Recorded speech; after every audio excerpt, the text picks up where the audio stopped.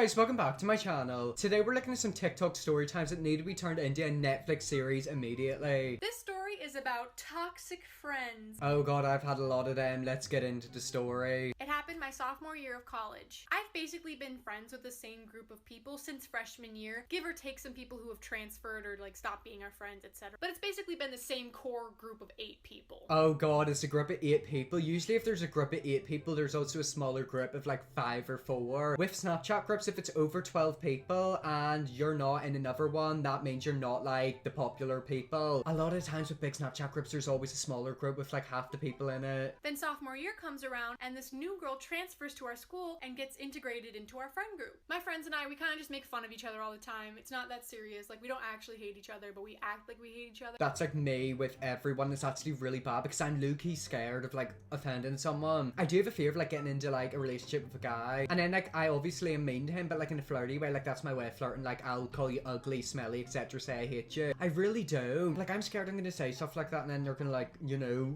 get angry at me. Also, me and my fans are so rude to each other. Like whenever I go to like events before COVID, me and my supporters would literally rinse each other. And this girl was similar. Like, she had a similar sense of humor, so we were like, all for it. Yeah, cool. Come hang out with us. And everything was fine for a while until like halfway through the year. Okay, so it was fine for a bit, and now it's got halfway through the year, stuff has started to go down. I mean, if the friendship group starts to fall apart, it's one common denominator, and it's her. Things started changing. The girl that had transferred to our school kind of like attached herself to this other girl that was in our friend group since freshman year, and they legitimately became inseparable. And the girl she attached herself on was actually my roommate. I post all the parts of my stories in a row, so part 2 coming right now. Okay, part 2 coming right now. So the new girl's got attached to someone, and the someone is her roommate. I bet you they're gonna like kick her out and try to like get a room together. Is that even possible? That's awful. So the girl transferred and had attached herself to my roommate. I lived in a quad, so the 2 other girls lived with us as well. And I won't lie, I was probably the least close to my roommate. Here's where it gets juicy. This is Luke. He's one of my best friends. He is where the drama starts. Oh god, is Luke causing the drama, or is like something happened to him? Oh my god, what's happened to poor Luke? Now don't get me wrong, I love him. I love him very much. But back then, he was kind of going through a phase of just being a dingbat. He and my roommate were like besties since like freshman year, and he was not being the greatest friend at that time. That kind of does suck, doesn't it? Like whenever you're friends with someone, but like it feels like they're not putting anything into you, or like, you know, not treating you like a friend. Like I feel bad for it because I've went through that with a lot of people. Sometimes your friends will just wake up and they'll just like decide to be mean to you. So my roommate, who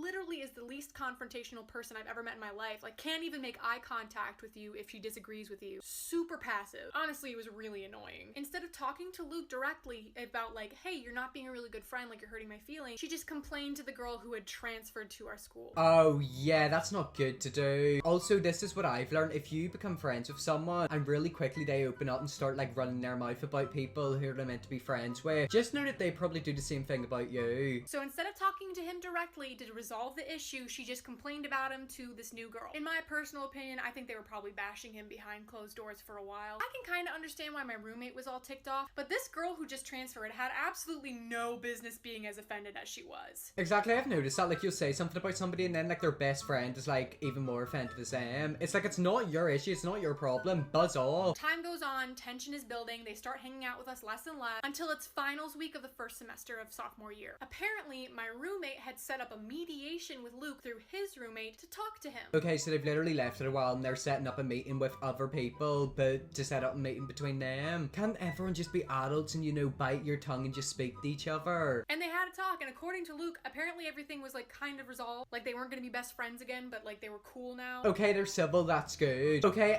I've just realized something. The TikTok that we're watching goes on for 6 minutes. I'm gonna wind it forward and basically summarize exactly what happened. Okay, that literally took me 5 minutes to finally finish that TikTok. Basically what happened is this. You know, like the new girl and how she became best friends with that girl. Basically both of them went over to the guy's house, started arguing with him, sort of like being really rude and verbally abusive to him. They then left and then they basically told everyone. The girl in the TikTok found out and wasn't happy. So the next day they basically seen each other and they basically just argued. That's what happened. Moral of the story is people are really bitchy and honestly don't waste your time in them. My neighbors saw me naked. Story time. So sometimes a bitch sleeps naked because I get hot as fuck. And that is me, literally. Like I used to always wear pajamas, proper like big buffy pajamas when I was younger. Now I sleep completely naked. Like it's so freeing. And because I heard a lot of good things about it. But anyway, this particular night, a bitch naked. And I woke up out of my slumber, thirsty as fuck. Like I was literally feeling like SpongeBob when he went to Sandy. But a bitch didn't put on clothes like a normal person because it was like 3 o'clock in the morning and no one was up. But somebody was up and it was your neighbor. Does anyone else look into people's windows? I do it all the time. Do they see me doing that? I've got like a schizophrenic neighbor who lives across the road and she always like tries to escape her house. She's got like a load of issues, so like she's fine, by the way, don't worry. But, like I always like look into her house from my window to see if I can see her. Is she like sat there watching me secretly? So I thought it would be a good idea to get out of bed and get water naked. So I'm getting my water and minding my own business. And my boyfriend's mom decides to come out of the room. And she knew I was in the kitchen, but she didn't know I was naked. And she starts walking towards me. And I was like, oh hell no. Okay, so the boyfriend's mum is coming towards her. She's literally gonna see the daughter naked. She's gonna see what the boyfriend sees every night. I wasn't about to have my boyfriend's mom see me naked. So I thought it would be a good idea to run outside the back door. Oh yeah, because running outside the back door is such a good idea. I'm telling you, the neighbor's gonna be out there smoking a cigarette or having a barbecue. Why are neighbors outside at 3 a.m? I mean, there's weird people in this world. I hope they're not like trying to like hide a dead body. Which leads to our backyard. But because I did that, my boyfriend's mom obviously thought it was suspicious. So she opens the back door and calls my name. So I run through the side of the house to get to the front of the garage door. My thought process at the time, I was gonna put in the garage code to get into the house through the garage. But that didn't happen. Part 2 gonna be funny. Okay, part 2's about to come up. I'm gonna assume that the mum probably sees her naked in the end. I mean, it would probably just be best to say, look, hi, I was naked because I was like in bed and I got thirsty, so I've got no clothes on, you know, walk into your room and close your eyes. So I ran through the side of the house to get to the garage door that's in the front of the house. Keep in mind, I am bare booty cheeks naked, running outside just so my boyfriend's mom didn't see me naked. So I get to the garage door and I put in the code. The code wasn't working. And I'm just standing there freaking out like,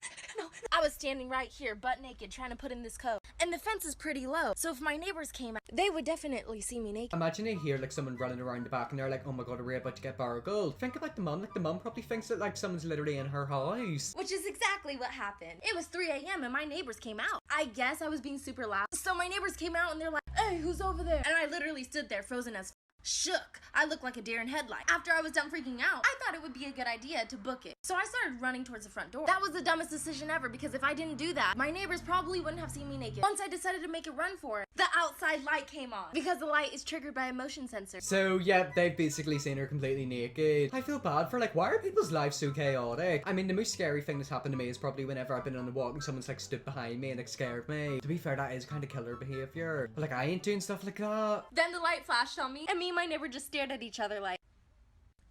Then I ran for the front door, which happened to be unlocked. I mean, first of all, the front door should not be unlocked, so that's kind of sketchy. Maybe you should, like, lock the front door. But at least go in and, like, speak to the mum, like, let the mum know that, like, it wasn't a burglar. And it was you running around completely naked. When I was in 4th grade, I started becoming friends with this girl, Maddie. She was the coolest girl in the grade. Everyone loved her. She wasn't a mean, popular girl, though. She was really nice. One day, Maddie invited me over for a sleepover, and I, of course, said yes. I never went to a sleepover growing up. Like, I didn't have any friends. I was never invited to one. Also, I feel like I'd definitely be the annoying kid at sleepover. So, yeah, it's probably best I didn't go to one. So I'm at Maddie's house. We're having a great time. But one thing I didn't tell Maddie is that I'm slightly lactose intolerant. And her dad made 3 cheese macaroni that night for dinner. Lactose intolerant means that you can't eat certain stuff and that, like, you poo it out. Nah, she's actually gonna go into the toilet and it's gonna sound like a bomb going off. But I was too nervous to say anything, so I ate the entire bowl. And then we started watching a movie, and I'm really not feeling good. So I go to the bathroom and I take a huge but for some reason the toilet isn't flushing. It's not clogged, but you just can't flush. Oh my god. Oh god, I think I know where this is going. So you're telling me that they're gonna have to go in to fix it and there's just gonna be a big floater there. At least blame it on your friend. Don't like